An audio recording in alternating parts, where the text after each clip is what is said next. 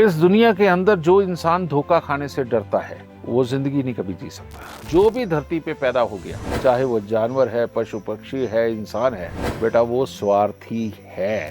प्रेमानंद महाराज जी लोगों को कितनी अच्छी शिक्षा दे रहे हैं। जो उनके प्रवचन सुन के आए हैं उनमें से भी आधे तुम्हें ठगी मिल जाएंगे। ग्रहों के अनुसार हर किसी की सोच अलग है। सोच अलग है तो वर्किंग अलग है, और वर्किंग अलग है तो रिजल्ट अलग है।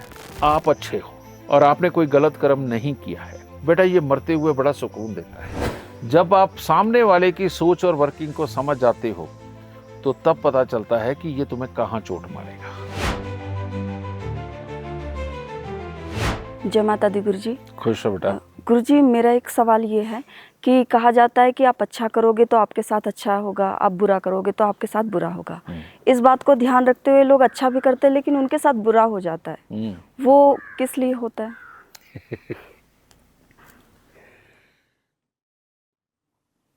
हर इंसान धरती पर एक नेचर का नहीं है। ग्रहों के अनुसार हर किसी की सोच अलग है। सोच अलग है तो वर्किंग अलग है, और वर्किंग अलग है तो रिजल्ट अलग है। एक भोला सा इंसान सबको अपने जैसा समझता है कि अब उसके दिल में जिस तरह का चल रहा है, दिमाग में जिस तरह का चल रहा है, वो तो यही सोच रहा है ना सामने वाला इंसान है, इसके भी ऐसा चल रहा होगा। अब सामने एक ठग खड़ा हो, वो क्या करेगा? वो परमात्मा का नाम लेके उसे प्रभावित करेगा, लेकिन उसकी दृष्टि ठग की अपने फायदे पे होगी, है ना? तो उसको क्या करेगा? पहले वो भोले भाले को अपना बनाएगा। अपना बना करके उससे जब भरोसा जीत लेगा, जब उस भरोसे के नाते वो अपनी कीमती चीज उसको पकड़ाएगा तो ठग भाग जाएगा जी। ये ठग बेटा सिर्फ दुनियादारी में नहीं है, ये तुम्हारे घर में भी हो सकते हैं, तुमसे काम निकलवाने वाले। ये तुम्हारे पड़ोस में हो सकते हैं, ये तुम्हारी रिश्तेदारी में हो सकते हैं। तो ये सारी चीज सामने वालों की ऊर्जाओं को समझना। कैसे समझते हो? जब किसी को आप घनिष्ठ मित्र बना के, अपना ना गवा के, जब आप सामने वाले की सोच और वर्किंग को समझ जाते हो तो तब पता चलता है कि ये तुम्हें कहाँ चोट मारेगा। और नया नया भरोसा, नया नया मिलन, इसके ऊपर विश्वास करके जब भी आप अपने एफर्ट सामने वाले को दे दोगे, अपनी कीमती चीज दे दोगे, तो आप चोट खाओगे। ठीक है? तो इसीलिए दुनिया के अंदर सबसे मुश्किल कामों में एक ये काम आता है, सामने वाले को पहचानना। ठीक है? मैंने कहा ना कि इंसान के अंदर दोनों ही रूप है, राक्षस भी और देवता भी। और लेकिन अगर तुम इनकी शक्लें देखो तो सबकी एक जैसी, सारे एक जैसे हैं। बस वो फिल्मों के अंदर उनके बाल घुंघराले कर दिए, कपड़े अलग पहना दिए, देवताओं के कपड़े अलग पहना दिए। ऐसे तो जब समुद्र मंथन हुआ तो राहु देव भी आके देवताओं के बीच में बैठ गए और नहीं पहचाने गए। तो बेटा ये कितनी बड़ी बात है।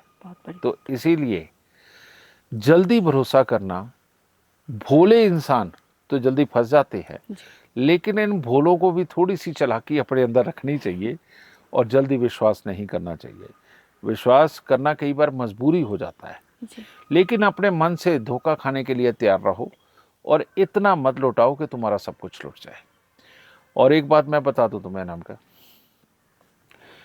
इस दुनिया के अंदर जो इंसान धोखा खाने से डरता है वो जिंदगी नहीं कभी जी सकता। कोई रिश्ता हो, कोई बिजनेस हो, उसको धोखा खाने के लिए सदा तैयार रहना चाहिए, सदा। क्योंकि कहते हैं ना, जब बुरा वक्त आता है तो अपना साया भी साथ छोड़ जाता है। जी बिल्कुल, है ना? तो हर इंसान फायदे के साथ जुड़ा हुआ है, समझिए ना, नुकसान के साथ कोई नहीं जुड़ा हुआ। तो इसीलिए जब तुम अपने मन को तैयार करके रखोगे ना, तो कोई बात नहीं, ये भी धोखा दे जाएगा तो मैं क्या कर सकता हूँ, उसकी तैयारी रोज रखो। बेटा ये अच्छे और बुरे के चक्कर से निकल जाओगे। ये ना कभी बंद हुआ है, ना कभी बंद होगा। रोज साधु महात्मा प्रवचन देते हैं, कब से? सतयुग देता है, जहाँ से मर्जी लगा लो।